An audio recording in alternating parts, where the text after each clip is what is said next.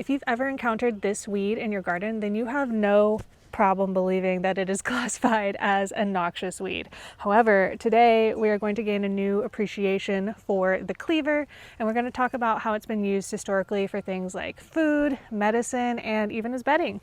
Welcome to Weeds with Worth. This is the series where I show you the worth of a lot of the weeds in your garden, and I help you turn your weeding into harvesting. Today we're looking at Gallium aperine. This is commonly called cleavers. Some people call it Velcro weed. It's got a ton of different names all over the world, but you'll know it by the way that it sticks to you. You're most likely to find this weed in the spring. It likes to come up when the temperatures are just a little bit cooler, and it also tends to show up in rich, disturbed soils, which is exactly what we have in our gardens. So aside from it being generally Velcro-y, let's look at some more formal ways to identify this. So the first thing you'll notice is it has a really long, sprawling growth habit. Every single stem is pretty thin, and if you look closely at the stem, you can see that it is actually square. When it flowers, it has tiny white star-shaped flowers, and then when it's done flowering, it is covered in these little round Velcro seeds that stick to everything. So aside from the really human-centric benefits of this plant, which we will go over in a minute, it does have a lot of benefits for the garden itself. So because it is such a sprawling, sticky weed, it can form mats really easily. And while this might be a problem if it's covering some of the plants that you're trying to grow on purpose, it is really good for covering the soil. And if you know anything about soil, you know that all the microbial life lives in that top little bit of soil. And if you have any exposed soil in your garden and the sun beats down on it, it's going to kill that microbial life. And this is the difference between healthy soil and dead soil. The microbial life in your soil is what helps your plants take up nutrients. It's what breaks things down into nutrients, and it helps with the cycle of everything going on in your garden. And so if you allow them to die, your soil is going to be very, very poor. And so this plant can actually really help by becoming a natural mulch in your garden. This plant is also a really handy indicator. It really only grows in really fertile, nitrogen-rich soils. So if you have it, it's an indicator that your garden soil is really rich in nitrogen and is actually really fertile, which is just a really good sign for your garden as a whole. This plant is also valuable to the wildlife that lives in and around your garden. And so the little seeds are actually eaten by birds. And again, the matting of the plant provides a good habitat for insects. And generally, the more habitat for insects that you have in your garden, the better, because you'll be attracting those beneficial insects that can kind of help ward off the bad ones, the pests. All right, and so before we get into the human-centric medicinal edible uses of this plant, I do want to give a quick thank you to my Patreon members who help support the channel. Members get access to ad-free videos, you get access to my private Discord group where you can chat with me, ask me questions, and then every single quarter I create a brand new sticker that is just for my patrons. So if you want to check that out, I'll leave the link below. All right, so let's start with the edible uses. So the young shoots are edible raw.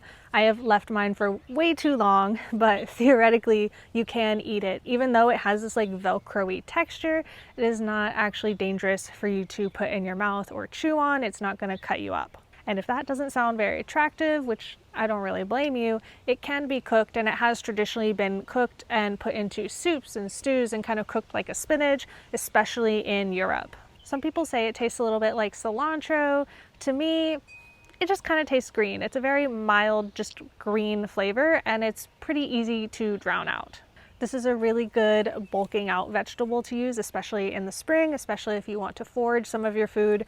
You can eat quite a lot of it. There's not really an amount you could eat where it would become toxic. So if you want to be able to bulk out some of your spring food when foraging and stuff from your garden might be just a little bit scarce, then this is absolutely something that you can reach for. Another interesting thing about this plant is it is actually in the coffee family. And so all of these little seeds that you see stuck to me right now, they can actually be roasted and used as a coffee substitute. Now, I haven't personally done this, but the people who have done it say that it actually tastes quite good. And as far as herbalism goes, the main historical use for this herb is to help the lymphatic system drain. It can be used as a tea or a tincture for this purpose. And this is also how you would preserve it for later use, especially tinctures. Tinctures will keep for a very long time. So if you want to have something like this available year-round for medicinal use, you're going to want to go with a tincture.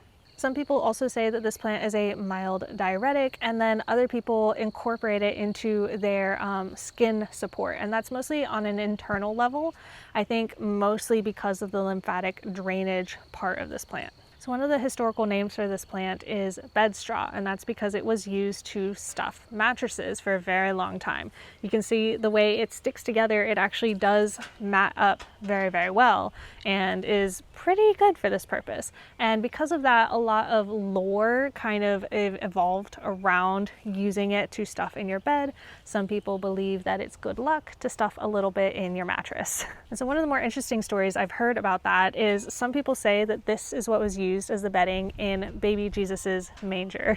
And of course, we're never going to know that for sure, but this definitely has a really long tradition of being used in this way. So if you do want to use this plant for medicinal or mostly edible purposes, then you are going to want to harvest it young. And I think that that's important for the edibility of it, but also for the management of it. If you wait until it's gotten older and it's gotten its seeds, it will spread. And to a certain extent, this can be good if you want to maintain it in your garden. But if you go overboard and you let it spread too much, then, you know, it's called a weed for a reason. It can really take over. So make sure that you are practicing responsible management of this plant. So if you enjoy learning about weeds in this way, where we turn our weeding into harvesting, then you've got to check out the rest of the series. I'm going to link the whole series down below, and I'm going to link one of the cooler videos right up here for you. Thank you so much for watching, and until next time, happy gardening.